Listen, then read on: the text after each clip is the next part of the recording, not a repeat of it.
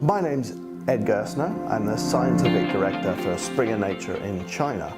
And my job is essentially to make sure that our journals are serving the needs of researchers throughout China. I had a fairly traditional first job for a research scientist. So I did a PhD in physics at the University of Sydney, and my first real job was a pretty typical postdoc at the University of Cambridge. It was fairly rudimentary research. Even though it was the University of Cambridge, it was building a vacuum system for growing new types of electronic material onto surfaces. In those days, it was called thin film physics, but it was what would now be called as nanotechnology. The thing that prepared me, I think, most for the job that I do now in China is the fact that during my undergraduate and PhD years, it was quite diverse.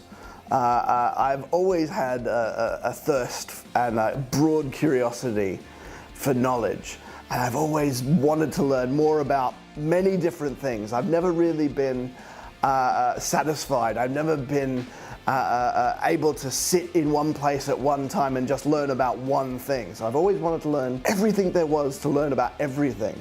And that has been really useful in my job at Nature because our journals publish everything about everything. In terms of going around China and giving talks and things like that, the skills that I learnt that helped me with that, I didn't really learn at university. I probably should have, and this is actually an example of where I held myself back. Actually, the skills I learnt that have been useful to giving talks around China, I actually learnt at high school, actually early on in high school, getting involved in drama, in theatre. And so being on stage and acting, I think was absolutely critical in helping me to understand how to be on a stage, to speak to people, to engage with people, and to try and tell a compelling story, something that people will be interested in. And so that's the other thing that I didn't do so much at university. I wish I had. One thing I wish I had done at university was to develop that sort of interest in drama and theatre, and also in debating more fully. I had a fairly active, a fairly busy university life, learning the sciences, learning engineering, learning physics. So I had a pretty full plate. I wish I had made some time to develop more of these soft skills, theatre, presentation, debating. In terms of soft skills, I think one of the best pieces of advice I had seen was given by the actor Alan Alda, who teaches science communication. Now, what we do is very much about science communication.